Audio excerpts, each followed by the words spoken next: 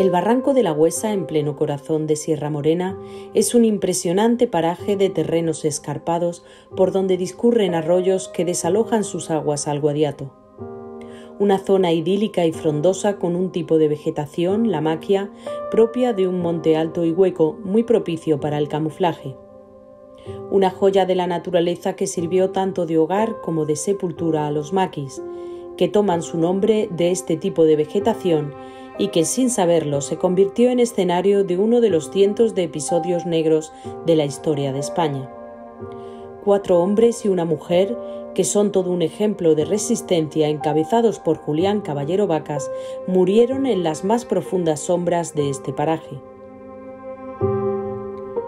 La zona sirvió durante más de una década de refugio para la guerrilla antifranquista, que se cobijaba bajo el abrigo de sus árboles, salientes rocosos y cuevas, en unas condiciones extremadamente difíciles para el abastecimiento y siempre con el constante acoso de la Guardia Civil y los falangistas pendientes sobre sus cabezas. Aquí hubo en determinados momentos casi entre 60 y 100 personas, algunas mujeres también, que estuvieron enfrentándose de forma muy desigual a las fuerzas represivas, a los militares, a la Guardia Civil, a los falangistas, y consiguieron sobrevivir hasta el 51, que se dice pronto. Se calcula que en España entre 7.000 y 9.000 guerrilleros combatieron contra el régimen al abrigo de las sierras. Algunos se veían obligados a huir y refugiarse en las montañas. Otros se echaban al monte para luchar desde allí contra la recién inaugurada dictadura e informar de los despropósitos del nuevo régimen a las gentes del campo. La fotografía fija de esos años está hilvanada con un finísimo hilo de contraseñas, miedo, silencio, disimulo, voces a media voz y mucha complicidad. Eran campesinos y obreros, hombres y mujeres sencillos que no se resistieron a apagar su voz tras el fin de la guerra. Unos eran guerrilleros que luchaban contra el régimen franquista con escasas armas, mientras que otros, en la sombra, actuaban de enlace con los que combatían a pecho descubierto. Muchos de ellos eran mujeres y niños, sin los que la guerrilla de la Huesa no hubiera sido lo que fue. Sí, a ellos le daban apoyo logístico. Es verdad que quien más apoyo logístico le dio fue la familia Cobos Reina, los culones, que le decían. Él se llevaba bien con la familia de los culones. Los culones sí le servían de apoyo logístico. De hecho, tenían un sótano, que eso lo cuentan, que alguna vez llegó la Guardia Civil y estuvieron escondidos debajo. Y a mi abuelo lo que sí le decía el culón, uno de los culones, el padre, cuando nos iban a comprar provisiones, que se trajera el periódico, o Pepe, esta noche déjale en el sitio algo de comer. Entonces, no sé dónde sería, tenían un sitio que mi abuelo, pues, del huerto, de lo poco que tenía, pues, les dejaba suministro. La familia Cobos Reina eran arrendatarios de una finca cercana y vivían en una casilla serrana situada en el estrecho valle de la Huesa. Ayudaban activamente a la guerrilla con la colaboración de otras familias como los piconeros que vivían en la finca de la Pastelera, María Dolores Sánchez y José Peláez. Se recuerda explícitamente a los enlaces que fueron tan heroicos o más que los propios guerrilleros, porque lucharon sin armas y sin ellos la guerrilla no hubiera aguantado ni un año. Ellos alimentaban a la guerrilla, le daban información, eran los ojos, como ellos mismos decían, eran los ojos y los oídos de la guerrilla. Así que esto rinde homenaje a la guerrilla antifranquista y a los enlaces que eran campesinos y campesinas de toda esta sierra. Y es que la vida en la sierra era dura. Un clima extremo con frío intenso y nevadas durante el invierno y calor insoportable en verano se mezclaba con un terreno escarpado y difícil de acceder. Además, la guerrilla no se encontraba lo suficientemente articulada como para estar sobrada de abastecimiento o de armas, lo que dificultaba sobremanera la vida, con el riesgo añadido de posibles encuentros armados con la Guardia Civil. La vida era muy dura por todo lo que has dicho, de las condiciones naturales y además por la persecución constante de la Guardia Civil y de los chivatos, porque una de las cosas que la guerrilla más temía a partir del 47 es la creación de la contraguerrilla, que iban a los rancheros que eran su apoyo, los enlaces, a engañarlos, porque si los ayudaban lo tenían claro, y claro, pues, y además incluso cometieron delitos, violaciones incluso, para que la gente del campo se lo achacara a la guerrilla y perder el apoyo. La llegada del maestro madrileño Mario de la Rosa cambió mucho la situación de la guerrilla en Córdoba. Vino como jefe de Córdoba para dotar de organización a los guerrilleros de la Sierra Cordobesa. Secretario provincial del Partido Comunista de España de Madrid, llega a la finca de La Porrá en 1945, apoyado por guerrilleros perfectamente conocedores de la zona, y secuestran a Manuel Salinas, hijo de Rafael Salinas, quien llegó a ser alcalde de Córdoba. Gracias al cobro del rescate de 75.000 pesetas, pone en marcha la tercera agrupación. Vino Mario de la Rosa, un maestro de escuela de Madrid, del Comité Central del PC, y fue el que organizó aquí la tercera agrupación guerrillera. Contaremos si quieres después ya en la huesa. Y la ayuda que tuvieron fue más bien no organizativa, no económica. En cuanto a armas, muy poca, muy poca. Usaban los fusiles mismos de la guerra civil que tenían guardados en refugios. En la Sierra de Córdoba llegó a haber en esos tiempos 8 partidas guerrilleras, que tenían en torno a 6 miembros cada una y que se dedicaban a ocupar cortijos para hablar con los trabajadores y abastecerse.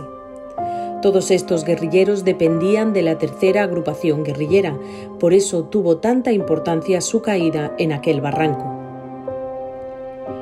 Precisamente el episodio del Barranco de la Huesa se produce coincidiendo con el recrudecimiento de la represión y la persecución sin tregua contra la guerrilla, con la promulgación, en 1947, de la Ley de Represión del Bandidaje y el Terrorismo. Aquello no dejaba de ser un cheque en blanco para que la Guardia Civil y los falangistas pudieran cometer todo tipo de atropellos y excesos contra los guerrilleros y sus enlaces. Comienza en este momento el conocido como Bienio del Terror, que trajo violencia e impunidad a las sierras por parte de las fuerzas franquistas y que se tradujo en delaciones y traiciones. Algunas desde dentro de la organización guerrillera, lo que supuso la caída de muchos combatientes y el de buena parte de sus colaboradores, que fueron además aislados. Claro, ellos vivían con un terror continuo. Ellos vivían un terror continuo porque de hecho cuando asesinaron y masacraron a la tercera agrupación guerrillera, mis abuelos vivían terroríficamente. De hecho mi abuela contaba que por las noches cuando hacía aire o llovía o lo que sea, como alguna bellota cayera en el cortijo, porque antes eran de los tejados, eran de uralita y demás. Entonces sonaba como un disparo y ya no podían dormir en toda la noche, porque lo que temían era precisamente que se chivaran también de ellos.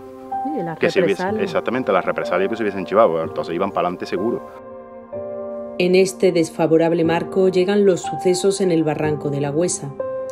El hogar de los guerrilleros vivió en la madrugada del 11 de junio de 1947 la caída y exterminio de la tercera agrupación guerrillera liderada por Julián Caballero Vacas. Una secuencia de lucha y resistencia armada que contenía todos los ingredientes necesarios para convertir en leyenda de posguerra lo que hicieron los maquis en esos años con su oposición directa a la dictadura. Una dramática y titánica odisea de lucha que estaba finalmente condenada al fracaso. Fuera como fuese, este capítulo resultó de vital importancia porque supuso el principio del fin de la resistencia armada antifranquista, que hasta esa fecha se había sustentado en la sierra al abrigo de los montes y gracias a la ayuda de los enlaces, quienes fueron los otros grandes héroes de la época. Tras la caída de la tercera agrupación y bajo el amparo de la Ley de Represión del Bandidaje y el Terrorismo, prácticamente se vació la sierra de rancheros y campesinos, a los que se obligó a concentrarse en los cortijos para acabar precisamente con la amplia red de apoyos y colaboradores que los guerrilleros tenían y que les permitió sobrevivir durante tanto tiempo en el monte. Esa fatídica noche del 11 de junio murieron 5 miembros de la tercera agrupación guerrillera. Uno a uno, según iban cazándolos la Guardia Civil, fueron cayendo. Julián Caballero es alcalde comunista de Villanueva de Córdoba. María Josefa López Garrido, maestra y expresidenta de Mujeres Antifascistas. Melchor Ranchal, que venía de Córdoba capital tras el desmantelamiento de la organización comunista. Ángel Moreno, que regentaba una taberna, punto de encuentro de opositores al régimen, y el practicante Librado Pérez. El desenlace comenzó varios días antes con la ocupación castrense del territorio y una campaña muy bien organizada que buscaba la delación y la traición para hacer reventar la guerrilla desde dentro. La tragedia la desencadenó finalmente un guerrillero conocido por Corchete o Medio Metro, con muy mala fama por su agresividad, y fue quien termina delatando a los suyos y de paso a la familia Cobos-Reina. Con el capitán Tamayo al frente, unos 60 guardias civiles, nos cuenta Mundo Obrero. Pusieron aquí arriba una fila y otra a la salida del barranco, donde está el Guadiato, la desembocadura natural del barranco. Y bueno, donde nos encontramos es donde los miembros del Estado Mayor de la agrupación guerrillera, comandados por Julián Caballero, era el Estado Mayor. Ellos mandaban sobre 60 guerrilleros, mandaban sobre 10 partidas, no era cualquier partida. A la hora de los sucesos y según el propio manual del guerrillero, estarían lavando la ropa, aseándose y haciendo la comida con leña seca para que no hiciera humo. Estarían inmersos en esas tareas cotidianas cuando se escucharon las primeras bombas. Los pillaron por sorpresa e intentaron huir por la salida natural, que era Barranco Bajo. Y fueron cayendo, según cuenta el arrestado de la Guardia Civil, firmado por el capitán Tamayo, fueron cayendo según fueron, digamos, recibiéndolos la columna, la fila de guardias civiles que estaba en la parte baja del arroyo. Y así van cayendo, pues, Ángel Moreno, Librado Pérez, Melchor Ranchal, y juntos los cadáveres de Julián Caballero y de María Josefa López, que según los testimonios que tenemos y según el propio informe de la Guardia Civil, bueno, tenían sendos disparos en la sien y seguramente se matarían uno a otro. No sabemos si primero fue quien disparó Julián o, según algunas versiones, fue María Josefa la que disparó a Julián y después se mató ella. La actuación desembocó en una verdadera orgía de terror. Las fuerzas represoras habían logrado un hito importantísimo con esta matanza y lo sabían. Nada podía salir mal, y se trataba fundamentalmente de asestar un golpe decisivo a modo de escarmiento, por lo que se esmeraron y no escatimaron ni en agentes, más de 60 según el propio atestado oficial, ni en material ni en el uso desproporcionado de la fuerza. Los guardias civiles fueron sacando los cuerpos del barranco con la ayuda de jóvenes campesinos y juntando los cadáveres en el llano que había muy cerca de la finca de la pastelera. Los cuerpos primero los sacaron un poco más abajo, al lado donde vamos a ir ahora después, que hay un pozo. Primero los sacaron aquí, después los trasladaron hasta aquí todos. Que además lo sé porque eso lo ha contado mi abuelo y mi chache. Tienen la finca La Pastelera que está ahí al lado, bueno, ya han fallecido los dos, y los llamaron para que identificaran los cuerpos, por si conocían algún cuerpo, conocían a alguien, y estaban aquí todos los cuerpos ensangrentados. Josefa, él dice que le faltaba medio cráneo, se ve que de un tiro en la cabeza, que tenía el pelo muy largo, una trenza muy larga, y los mandaron cargarlos a los mulos, a los que estaban muertos, claro, a los guerrilleros que estaban muertos.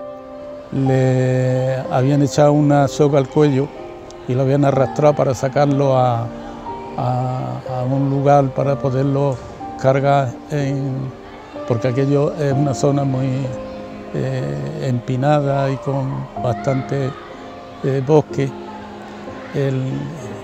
Lo sacaron sin ningún tratamiento a rastra, le habían partido un brazo, tenía el cráneo vacío, le habían pegado un tiro en la frente y al arrastrarlo pues se ve que la masa había salido del cráneo. Horroroso, era una situación horrorosa que a mí nunca se me ha borrado. Eso lo he mantenido siempre en el recuerdo bastante fresco por la brutalidad de esa situación. Ese mismo día corrieron la misma suerte la familia de los Culones, que habían ayudado tanto a los guerrilleros. De hecho, mi abuela cuenta que cuando se llevaron a los Culones, a la familia Cobos-Reina, que se la llevaron esposados, Ella siempre dice la expresión, yo cuando los vi tenían las quijas echadas abajo. Las quijas echadas abajo quiere decir que le rompieron todos los dientes de la boca y le rompieron la mandíbula, a golpes. Entonces ellos después de eso vivían con un miedo continuo, siempre. Todo era poco para lograr el objetivo buscado. Por eso los cadáveres maltratados y mancillados tras su muerte se expusieron al público a modo de escarnio y vejación, con la única idea de forzar el fin de la resistencia. Y el impacto que les causó cuando vinieron a reconocer los cuerpos, que lo llamó que fue a por ello la Guardia Civil, eso fue un impacto psicológico brutal, porque claro, eran gente que ellos conocían, que los habían visto por aquí, por la sierra, que le habían dado suministros, ya vivían con el miedo de que se podrían chivar de ellos también, que les pasara como les pasó a la familia Cobos Reina, y luego además el impacto psicológico de tener que montar entre mi chachi y mi abuelo, montaron a, no sé si a Julián Caballero o a Josefa López, los montaron en el mulo. Y entonces fue porque mi abuelo sí tenía 20 o 21 años, mi chachi era más pequeño. Tendría 16, 17 años, entonces el hecho de montarlo mientras que la Guardia Civil se jactaba, porque la Guardia Civil se estaban riendo, de hecho dicen que Josefa López saltaba como una cierva los matorrales, mientras que tiraban las bombas desde aquí, porque aquí lo que hicieron con ellos fue una carnicería, fue una montería lo que hicieron con ellos. Para el régimen era fundamental desprestigiar la memoria de los guerrilleros, lo que suponía también la humillación constante de sus familiares. Por último, se intentó, y casi lo consiguieron, acabar con todo rastro de recuerdo y de memoria sobre todo lo ocurrido en La Huesa.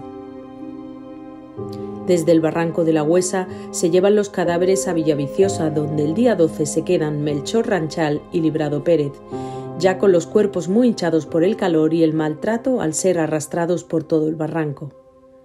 Ángel Moreno fue enterrado en Pozo Blanco, y el día 13 los cuerpos maltrechos de Julián Caballero y María Josefa López llegan a Villanueva de Córdoba, en Los Pedroches. Lo que a mí me impresionó más de eso fue ver a mi madre. A mi madre cuando se entera del tema, yo voy hacia ella, la abrazo y ella fue una mujer que expresaba muy poco sus sentimientos, era muy callada y lloraba y hablaba conmigo, pero no de cara a la gente, se mantenía firme, pero esa impresión de entereza que tuvo a mí me impresionó y se me quedó grabado para siempre, ¿no? En Villanueva de Córdoba los exponen seguramente ya el día 13 por la mañana, o sea, ya bastante hinchados y bastante mal estados los cadáveres, en la plaza del pueblo, buscando la falange y los guardias civiles que fueran el hazmerreír del pueblo, cosa que no consiguieron, según bastantes testimonios, porque fueron muy poca gente a verla y siempre en actitud respetuosa. Y hubo un policía municipal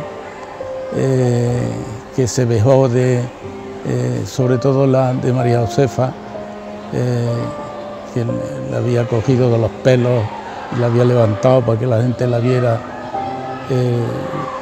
muy mal, hicieron todo muy mal. Desde allí llevan los cuerpos al cementerio de Villanueva, donde los vuelven a exponer públicamente, insistiendo en buscar la humillación por parte del pueblo. Allí sí acude mucha gente, según los testimonios, con una actitud siempre de profundo respeto. Y luego ya fueron enterrados en la fosa común. Fue allí, en la plaza de Villanueva, donde Ernesto Caballero, hijo, ve por primera vez a su padre, aunque ya estaba muerto. Fue horroroso, porque a mi padre lo trataron más después de muerto, es decir, que yo pude observar cómo en el cuerpo había cardenales, marcas de las culatas, de los fusiles y las bocas de los mosquetones habían producido por los palos que le dieron cardenales, y eso me hacía, ya en aquel tiempo entendía yo de que a un muerto en frío le golpea y no se le producen cardenales. Ahora si lo coge cuando todavía está recién eso, los golpes que le da se le quedan grabados y él los tenía. Es decir, se ensañaron con él. El régimen en esta ocasión buscaba hacer el mayor daño posible, que esta actuación se quedara grabada en la mente del pueblo y de la resistencia. Cualquier cosa valía con tal de desprestigiar la memoria de los guerrilleros, y por eso la exposición pública y la presentación de los cuerpos de los abatidos sin dignidad alguna, sucios, casi desnudos, sin rastro ya de humanidad. Estaba sucio, a diferencia de lo que yo decía con mi tío, que lo habían matado un año antes y lo habían presentado bien, vestido, lavado, afeitado. A mi padre no, mi padre estaba con la sangre y el polvo y el barro juntos, sucio, con una camisa enrollada y sin abrochar, sin zapatos, muy mal. Es una imagen que para mí ha sido siempre terrible. El único que queda con vida fue José Merino Campos, que fue detenido y se convirtió en delator de la Guardia Civil. A partir de este momento la guerrilla se va desintegrando hasta que en el año 50 ya solo quedan unos pocos huidos en la sierra cordobesa. Porque José Merino Campos, que conocía un montón de información, pues acompañó a la Guardia Civil y iba dilatando pues desde las estafetas estas que hemos hablado antes, los puntos de contacto, los lugares de refugio de la guerrilla. Pues fue desastroso. El siguiente paso no se hizo esperar. Era el momento de asestar el golpe final a esta lamentable época. Fue el momento de seguir destrozando la vida de los familiares de los muertos. La represión fue durísima para mucha gente y para nosotros también. Y entre las cosas que nos hicieron, a mi madre pues la llamaban al cuartel de la Guardia Civil y daban palizas, le resuraron la cabeza, la pelaron. A mi hermano y a mí, que estábamos guardando animales en el campo para conseguir estar alimentados y darnos algún dinero, sería poco, pero algo era. Sin embargo, la Guardia Civil nos obligó a estar en el pueblo, no estar en el campo, y en el pueblo no teníamos nada. Entonces las dificultades económicas fueron bastante grandes. Las represalias a partir de 1947, tras el golpe dado con la caída del Estado Mayor de la tercera agrupación guerrillera, fueron cada vez mayores. La violencia, el asesinato y la arbitrariedad en cada acto llegaron a su máxima expresión. La represión, que fue enorme, cogían a la gente de sus casas, sin más, por la tarde, y por la noche los mataban en las cunetas y los dejaban para que toda la gente los viera. Así mataron a unos pocos, es decir que la situación era tan terriblemente mala que mataban a gente sospechosos sin tener exactamente conocimiento de que fueran nada, simplemente porque alguna gente que le tuviera odio los denunciaba y los cogían y los mataban sin más, ¿no? Durante mucho tiempo Franco mandó silenciar todo lo que había pasado, no solo en el barranco de la Huesa, sino en todos los lugares donde hombres y mujeres dejaron su vida por la libertad. La mejor arma para el régimen en esos primeros años era el mutismo, negar y borrar lo que pasó con los maquis y todos los esfuerzos que se hicieron para acabar con ellos, incluso de la memoria colectiva. Sin embargo, el tiempo los ha ido rescatando del pacto del silencio sellado y se ha podido compartir todas estas historias.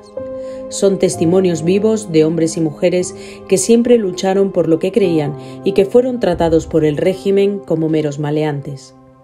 Hoy la plaza de Santa María de Trasierra se ha convertido en un lugar de memoria para recordar todo lo que ocurrió en este paraje y honrar la memoria de los que lucharon por la libertad tras el golpe de Estado militar contra la Segunda República Española. A muchos de ellos no les llegó la vida para ver cómo al final se está restaurando su memoria. Tenía mucho miedo los familiares y han estado callados durante todo ese tiempo y no se ha hecho nada para por lo menos dignificar a esos muertos que murieron tan injustamente en muchísimos pueblos de España, ¿no?